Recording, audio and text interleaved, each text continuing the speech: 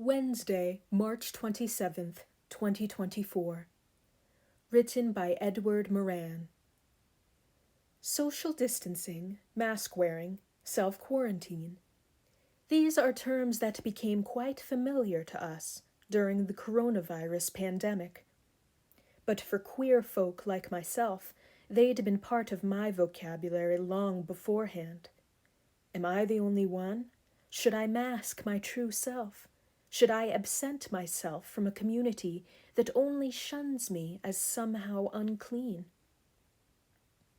The scripture passages for today offer a hopeful answer, especially the book of Hebrews, chapter 12, verse 1, which proclaims, "Therefore, since we are surrounded by so great a cloud of witnesses, let us also lay aside every weight and the sin that clings so closely, and let us run with perseverance the race that is set before us." To me, this verse affirms that we find our authentic selves in the communion of others who cheer us on in life's race by their own witness to the astonishingly good news. No, you are not the only one.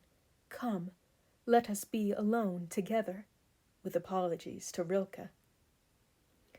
If there is any close-clinging sin hereabouts, it is the sin of omission, not living into your own truth, which leads only to isolation and erasure. In the 1970s, I joined the Lafayette Avenue Presbyterian Church in Brooklyn, where I became its first openly gay elder. The congregation was then embarking on the process that led to its becoming one of the first more light churches in the denomination. At the same time, this community of faith decided to proclaim its openness in a very graphic way by commissioning muralist Hank Prussing to embellish the bare walls of our historic sanctuary with Cloud of Witnesses, a larger-than-life series of murals that depicted dozens of community residents, including church leaders, as well as queer folk and other marginalized people often considered to be outside the walls. During those fervent years of youth, I also learned to cherish the poetry of Mary Ann Moore, who died in 1972 after having been a faithful member of Lafayette Avenue's Cloud of Witnesses for 37 years. I've often been privileged to sit in the tiny pew she occupied with her mother and meditate on her queersome imagery.